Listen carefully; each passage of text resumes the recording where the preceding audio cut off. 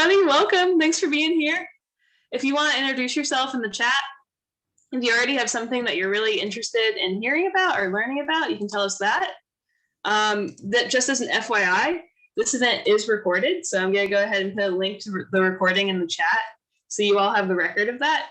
And another FYI, I will be sharing your contact info after this event with Katie, so she can get in touch with you and loop you into all the Lummi Island fun stuff that they have going on. So if you don't want that, just make sure to privately message me on Zoom, and I won't share your email address. But I am so grateful to both Katie and Brooke for being here today, for doing the work they do. I'm excited to learn more about some of their amazing stuff. Katie is with the Lummi Island Heritage Trust. There's also the Lummi Island Community Association 50th Annual Spring Roadside Cleanup that you'll learn about. And Brooke's with the Island Library. And before you all got on, she was showing me some of your really cool books that you have and just amazing resources. So you all are very blessed in Lummi Island. I'm Caroline from the Scistarter team. I get to spend my days working with people from all around the world to help them discover real science with citizen science. I noticed a few more people have joined us, and since we're right at the top of the hour, I think it will dive in. As a reminder, this event is being recorded, and it's also being currently live streamed on YouTube, so I'll put that link in the chat again. And I will be sharing your contact info with Katie after the event so she can loop you into cool activities, unless you all tell me otherwise. Feel free to private message me on Zoom if that is the case. So let's go ahead and dive in. So as I mentioned, I'm with Scistarter. This event was also brought to you by the Network of the National Library of Medicine, who are our biggest supporters for Citizen Science Month and help us at Scistarter do events like this, as well as the All of Us research program. And as I mentioned, you have lots of amazing things going on for you locally. You're going to hear about these things during today's presentation. Before we get into the thick of things, we have a few polls for you. And there are no wrong answers here. Answer however you think is best. So we want to know, have you ever participated in a citizen science project before? It's also okay if you don't know, or if you're unsure. So get those answers in.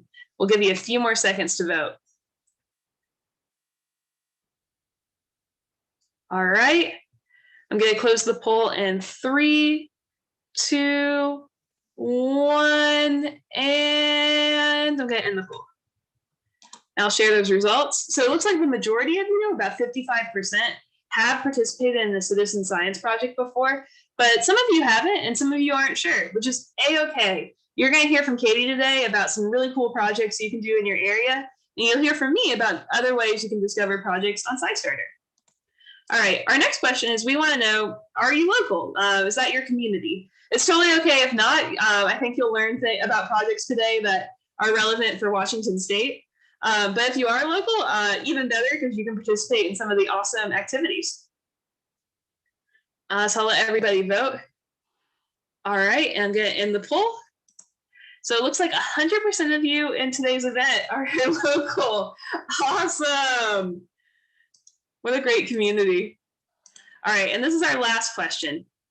We want to know, are you, and you can answer all that apply, or you can just pick the category that resonates the most with you, totally up to you. We want to know, are you an aspiring citizen scientist, a parent of an aspiring citizen scientist, a teacher, an educator, a troop leader? Are you a librarian or part of a library staff?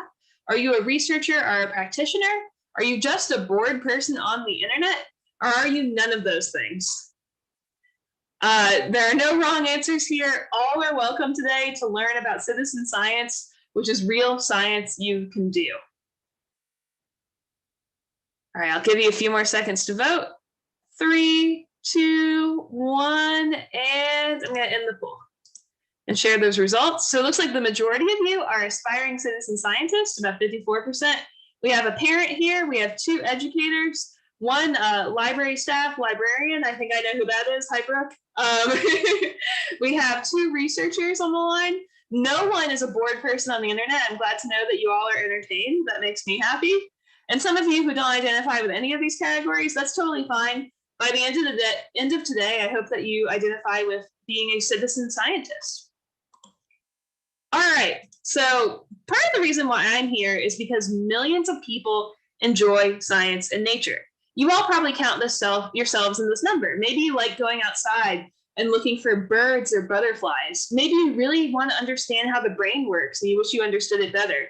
Maybe you like looking up at the night sky and trying to find different constellations. Well, you are in good company. There are millions of people just like you. And the good news is thousands of scientists need volunteers to answer questions that they couldn't answer without your help. As we say at Scistarter, scientists don't have enough eyes, ears, and perspectives to know everything there is to know, to collect all the data that needs to be collected, to analyze everything that needs to be analyzed. That's where you come in. We are so much stronger together than we are apart. One project I'd like to use as an example is the Stall Catchers project. With Stall Catchers, you actually play an online game to accelerate the search for a cure to Alzheimer's disease. Because while you're playing the game, you're analyzing blood vessels for researchers who are testing different things about Alzheimer's.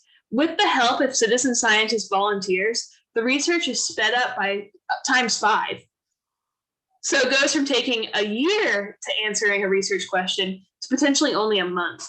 So that's why everyone is necessary, and citizen science is such an amazing tool. Anyone can be a citizen scientist, anybody, anywhere, of any age. But sometimes these folks can't find each other. People like you who are so passionate and want to make a difference can't find the scientists and researchers that need your help. That's where Scistarter comes in. Our goal is to connect you to the real science that you can do for everything from astronomy to biodiversity to health to zoology and everything in between. And it's Citizen Science Month, so year round we do things at Scistarter. You can come to Scistarter any day of the year and find over 3,000 projects, events, and tools to explore that people have added for you to discover. But during April, it's our excuse to kind of kick it up a notch. And we also fully recognize that the main Scistarter website can be a little overwhelming. I mean, thousands of things for you to explore. Oh my goodness. That's why it's so valuable for us that we get to work with people like Katie and Brooke, trusted community leaders who are able to kind of pick out some projects they think would really resonate with you and give you the tools you need to get started. And that's the whole premise of Citizen Science Month. There are some events that we have on the platform that are global. Like we have a catch-a-thon with the Stall Catchers project where teams from all over the world are going to be playing the game and trying to engage in a friendly competition to accelerate that Alzheimer's research. And we have some events that are hyper-local, like this one, that are really for a particular community. But you can discover all of those at citizensciencemonth.org. So ultimately, citizen science is a collaboration between researchers and those of us who are curious, concerned, and motivated to make a difference. In other words, it's how people make an impact on the issues they care about and help science. Citizen science is anything that you do to move science forward. Most often, you're contributing data to or analyzing data for an ongoing research project, but citizen science is really broad. And if there's a science for something, I guarantee you there's a citizen science project that corresponds with that. And we also have this video. I'm going to make sure I shared my sound. I always forget to do that. Okay. We have this video that our friends made to introduce you to Scistarter. So I'm going to go ahead and play it.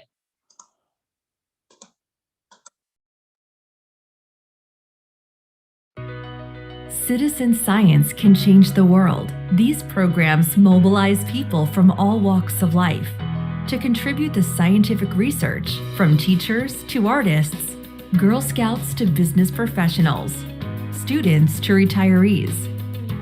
Citizen science taps into the power of the people, where they are. Scientific data gathered by individuals and communities gives concerned or curious people, decision makers, and scientists access to more information than they could possibly gather on their own. Your contributions lead to breakthrough research, new approaches, and expedited scientific discoveries. So how can you start to make a difference? Scistarter makes it easy to find the perfect project for you. With a database of more than 3,000 citizen science projects to choose from, you can search by topic, location, age level, and more. Anything that sparks your curiosity is a mere click away. Scistarter can help you take valuable actions to contribute to the projects you're most passionate about. Their tools database provides you with exactly what you need to get started. And with events held across the nation throughout the year, Scistarter brings fun citizen science opportunities directly to you. Visit the Scistarter website to begin exploring the possibilities of scientific participation and create a personal account to receive project suggestions tailored especially for you. Together with Scistarter, we can all play a part in scientific research that can change the world for the better. So there you have it. Scistarter is open for your explorations. You can visit scistarter.org any day of the year and find something new.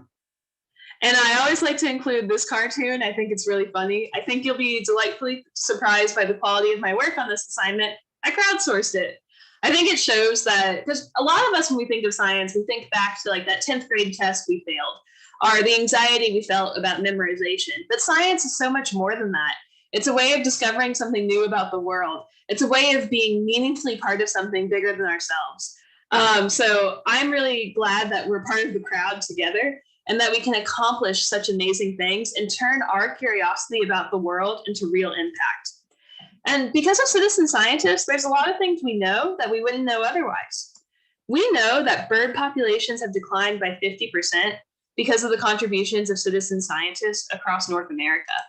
We also know that birds are breeding earlier based on the observations that citizen scientists have sent in to ongoing research projects. Additionally, it's not all doom and gloom. We all are serious things that we might need to take action on. We also know that there are 50 plus types of bacteria that live in your belly button. This project actually comes out of NC State University. They had people across the country swab their belly buttons and send the samples in. I always like to say, if you feel lonely, think again. You have all the bacteria in your belly button to keep you company. We also know that the first flowering of 19 species of plants has moved 9 days earlier over the past decade. And because of citizen scientists, we know that there's a new type of aurora in the night sky, and the citizen scientist who discovered it named it Steve. I guarantee you, if a research team had found this aurora first, they might have named it something else, but the citizen scientist discovered it, and Steve was its name. We also know, because of citizen scientists, that there's another Jupiter-sized planet. And because of observations of citizen scientists in Germany, we know that invasive mosquito species have arrived there. And I always like to include this one. In one weekend in 2019, citizen scientists accomplished 2,566 research hours, or 3.5 months of lab equivalent research time for an Alzheimer's research project, the one we've been talking about called stall catchers. And you can discuss, if you're looking for more opportunities to contribute on your computer or contribute from home, I recommend the scistarter.org/NLM microsite. Those are some of our Citizen Science Month featured projects if you're hungry for more. But most importantly, I recommend that you get started with the projects that Katie's about to recommend to you, because it's really neat what they're doing. I also wanted to throw this up. Brooke informed me that your library has the Field Guide to Citizen Science. This is actually Scistarter's book. It's another kind of handy guide if you're looking for hundreds of different citizen science recommendations and some inspiring success stories of people like you who have made a difference with this work. This book is a really good read for that. So definitely check that out from your local library. So in conclusion, just thank you so much. I'm going to go ahead and stop sharing my screen and pass the mic to Katie, who's going to talk to you about featured projects for your community. Katie, take it away. Sure. Thank you so much, Caroline. That was wonderful. A great intro into what is citizen science and how we can all get involved. I'm Katie Johnson. I'm the Community Engagement Coordinator for the Heritage Trust. I think I know most of you on the line, so thank you for joining us here today.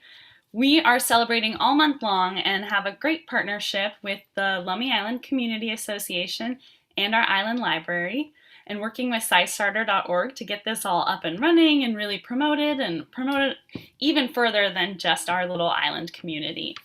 So I'm going to talk a little bit more about the projects that we're focusing on, a great event you can join in on this afternoon, and then I'll pass it off to Brooke to talk more about our library and the resources that they have. So one of our main projects is about marine debris prevention and education. And being on a little island, as you know, any bit of trash or debris that we find anywhere could flow into our oceans and waterways. And that causes a really big impact on the marine life and the ecosystems that surround us that are so important to us. But there is good news. You can help, and we all can. We can all do a part in this and join in through citizen science to log debris that we find, pick it up off the beaches, and help keep our planet safe and be much better.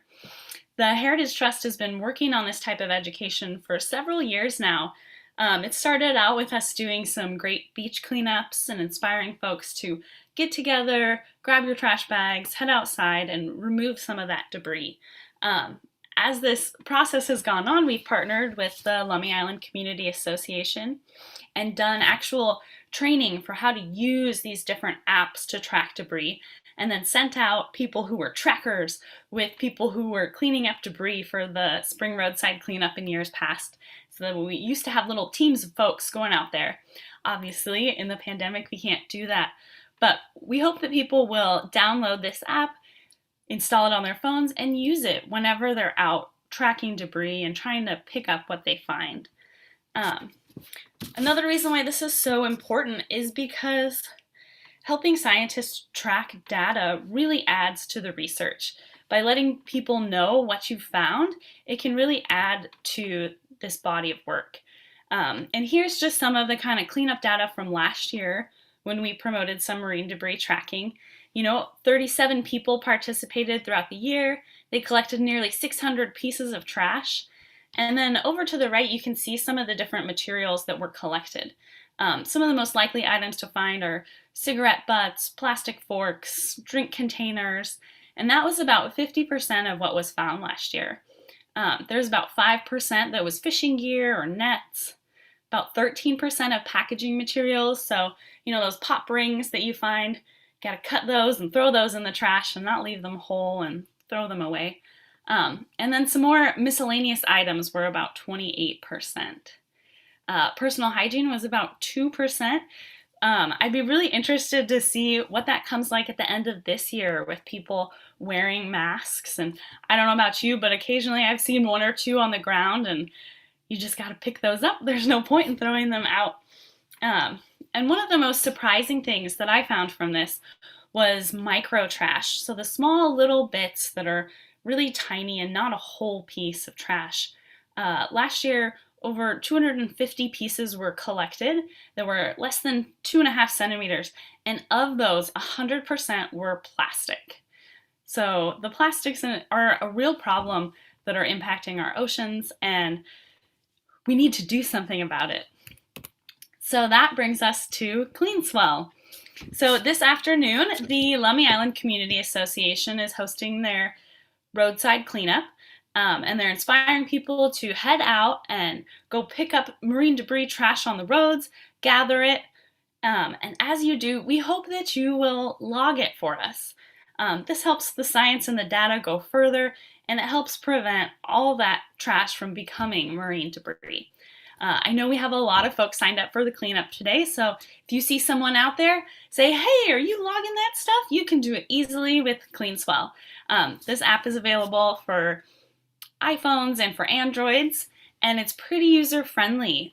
You can sign up using a group name, which we have on here as LI Heritage Trust, and that way we can aggregate all that data and know what is being picked up from our roadways and what is being picked up on the beaches.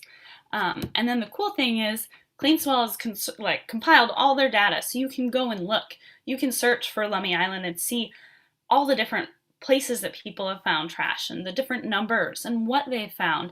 And this data goes back 5 or 6 years at least. So it's really interesting to see how many more people are participating now than a few years ago. It's really encouraging for this marine debris crisis that we're facing worldwide. So I hope you will join us this afternoon for the Like a Roadside cleanup. Get out there and pick up your trash and take it home, recycle it if you can. Otherwise, try to get it out of the waterways and oceans.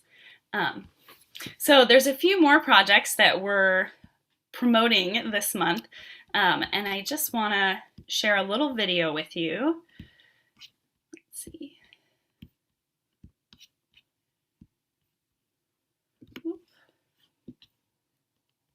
And this is called the Great Sunflower Project.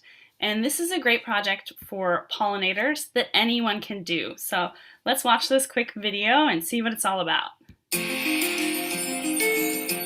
Did you know that there's a crisis facing pollinators like birds, bats, butterflies, and especially bees? The Great Sunflower Project needs citizen scientists to identify where pollinators are doing well and where they are not. This is important because 1/3 of the food in the U.S. depends on pollinators. It's easy to help.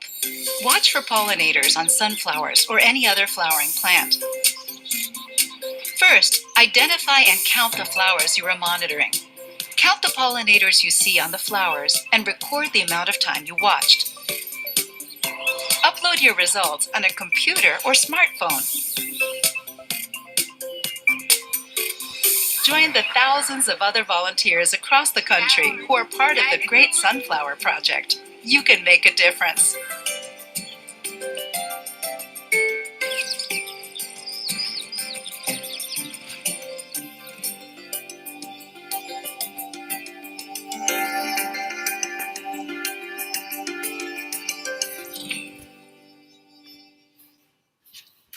So that was a great video about that project. And this is also on Scistarter.org. There's a lot of information about how you can get involved and how you can be a part of it too. And it looks like Caroline also says that they have a great coloring sheet for it. So if you have little ones in your life and want to include them, it looks like this would be a great way to get them involved. Yeah, I like the coloring sheet. I put a link in the chat to it. I can also share my screen and show you all really quickly. But the reason why I like it is I don't think a lot of people realize that it's not just, bees that are pollinators. There are butterflies, moths, lemurs are a pollinator. I know you don't have lemurs in Washington State, but believe it or not, lemurs can be pollinators. There are so many different types out there. And this coloring sheet helps educate people about that. And if you want data sheets, so if you wanted to print your data sheet out and take it out with you to do the Great Sunflower Project, you can print those easily from the Scistarter page and then submit your data via the Great Sunflower Project's form. So this is a really fun one. It's not just sunflowers, any flowering plant, you can participate as long as it has flowers on it. You can sit there at least for 5 minutes, count the number of pollinators that visit, and then report that data to the project. And then they're able to understand where pollinators are doing well and if they're declining in certain places to help make informed decisions about what to do about their habitats. So there are over 100,000 different people who do this project, and you all could join their numbers and maybe make Lummi Island a hotspot for the Great Sunflower Project.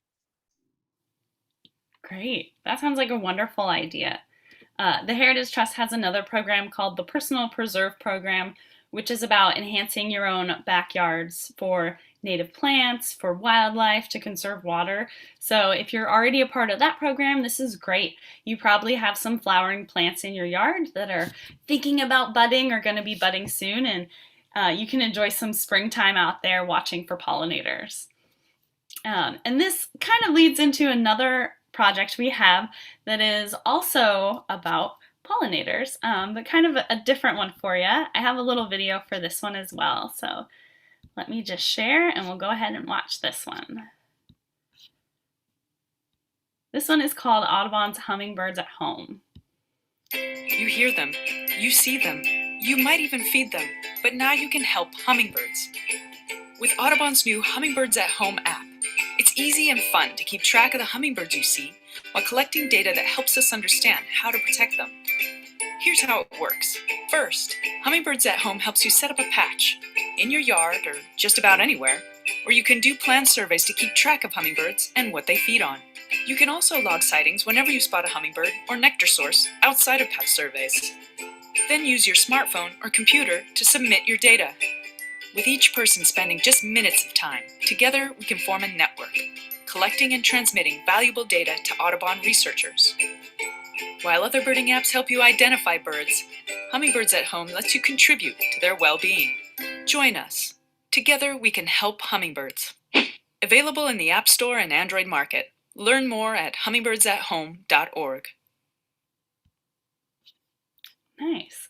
So that's another one that's focused on trying to identify when we have pollinators around us and let scientists know where they are and when. And this kind of helps track them as the seasons change, their migration routes, and just informs us more about them. I know a lot of people on Lummi Island love their hummingbirds. I know I'm one of them. So if you're inspired by their little flittering selves, this is another great project that you can do at home, and you can share with friends or anywhere when you're out and about and you see a hummingbird. You can keep track of that and log that in. So those are a little bit about the projects that the Heritage Trust is kind of promoting for Citizen Science Month and to get people involved in adding to this body of growing research. And the great thing about it is that we can all do this. Like, these are simple ways that we can really help make a difference and really have progress towards some of these great goals. So with that, I'm going to go ahead and pass it over to Brooke, our wonderful librarian, and she's going to share about some of the resources. Hey everybody, I'm at the library today. We're open 10 to 5. So if you wanted to stop by before your walk picking up trash, and we have the instructions for how to download the CleanSwell app to your phone if you need help with that. But we also have paper forms. So if you wanted to leave your phone at home while you're walking on the road, you could pick up one of these and fill it out. And we can even help you input the data to the app if you need that help. We also have some wonderful books that you can check out. Of course, we've got the field guide to citizen science available. You can check it out today. We've got lots of different coastal explorer identification books. We've got some wonderful citizen science related books for kids. So come on by the library and check some of those out. We also have other paper forms. So you could pick up one of these packets, and we've got information about each of the projects that Katie mentioned. We also have the paper forms for the Great Sunflower Project. So any of that information you can pick up at the library, pick up a hard copy. So that's what we've got for you here. That is phenomenal. And I think we have some time to ask a few questions if folks want to put those in the chat. I think my first question would be for Katie. So Katie, the number one thing I hear at Scistarter is, what if I do something wrong? Will I mess up the research? Like if I accidentally log a plastic bottle as a different piece of trash, what would you tell people who are nervous about that sort of thing? Well, I'd say that the overarching goals are to collect trash and record it. So if you put it under the wrong category, it's an honest mistake. Also with the app, it's really easy to remove that item and put it under the right one.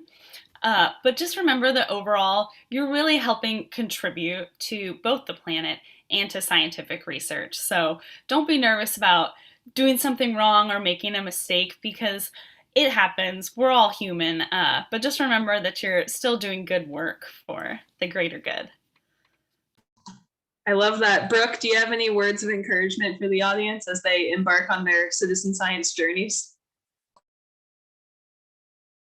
It looks like you're on mute. Yep, we're all available to help.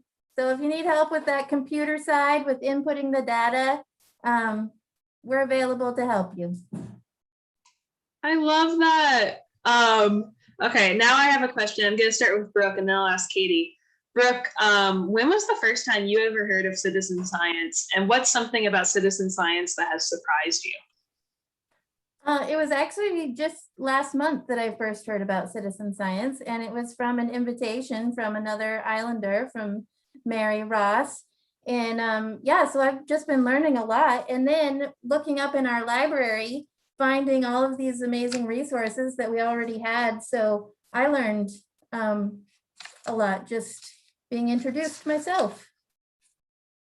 I love that. Katie, what about you? When was the first time you heard about citizen science, and what's something about citizen science that has surprised you?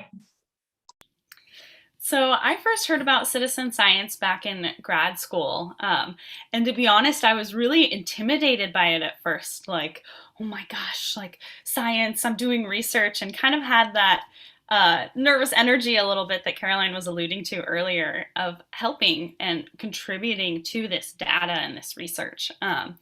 But as I started to learn more and more about it, I realized how kind of it's simple and it's easy and it's fun and it's really just a great way to get involved and to really make a difference in your community. So I've been really surprised at how many different projects there are out there that you can, if you're someone who has a phone all the time and you want to contribute to Alzheimer's research, you can play a game and be able to do that. If you're into the outdoors, you can go watch pollinators and you can do that. If you're a night owl, you can measure like the light pollution at night.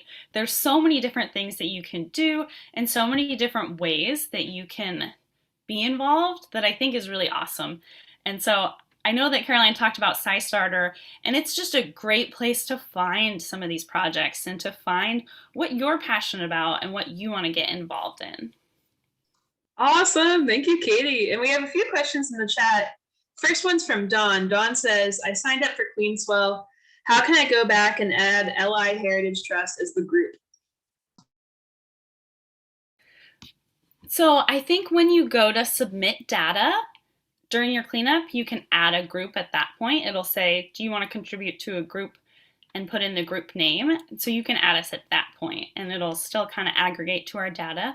However, if you can't figure out how to get it connected with the Heritage Trust, I still, whenever I pull our data from the year, I look through all of Lummi Island. So I don't just look for what's tagged as us, but I look through and try to see who else is out there that is gathering trash on our island, and who else is getting involved, even if they don't necessarily know about our ongoing prevention and education. Awesome. And another question kind of related from Alan. He just wants to clarify the app can be used anytime you pick up a piece of trash, not just on dedicated days. Totally. So the great thing about this is that it's an ongoing project. They're always collecting data. So anytime you're out and about walking and you see something, go ahead and pick it up. And then you can pick it up and put it in your pocket, or in your bag, or if you carry around a trash bag with you in your backpack or whatnot, that's great. And then when you get home, you can dump it out real quick and record those things. And by doing that, it really helps scientists know what is in our oceans or what could become marine debris and really make an impact on that. I'm sure you guys have heard about the Pacific garbage patch and know that trash and debris in the oceans is a real problem. And it's something that we can really help prevent anytime you see a piece of trash. So go ahead and pick it up, and feel free to use CleanSwell anytime you pick up some trash or debris. Awesome. And then I'll give people a few more minutes to get additional questions in the chat. And while they do that, Katie, do you have any tips for people? Let's say they've never done a cleanup before. How can they take their cleanup game to the next level? So that's a great question. I think the best thing is to be prepared and take care of yourself. Like trash is kind of gross. Make sure that you wear some gloves. It can be really tiring on your back to bend over and pick up stuff out of the roadways and ditches. So if you can get like a trash poker, even just like an old like broom handle, and put something sharp on the end so that as you're walking, you can just gather stuff and then put it away without having to bend over. And also anytime you go out walking and you have a bag with you, grab a little trash bag and put it in there so that as you see things, you can collect it and take care of it and log it and do all of that. So just kind of be prepared and whatnot. We've got lots of pairs of disposable gloves at the library if anybody needs a pair before they go for their walk today. I love it. All the resources. I don't see any more questions, so I think people are probably pretty prepared. Katie and Brooke, any more words of wisdom for us before we go? I just want to say that anything you can do to contribute towards citizen science is not just helping you, it's helping science and it's helping data and it's helping our planet. It's helping us learn more. And so by just joining in whatever way you feel comfortable really helps make a difference. And it's super fun on top of that. So I wish you guys will get involved and join one of these projects. We have Mary Ross says we have 25 teams signed up to pick up debris today. Yay! Woo! Cool. Brooke, anything else for us before we go? No, enjoy the sunshine today. It's a good day to be outside. Have a good day, everybody. Bye. Thank you.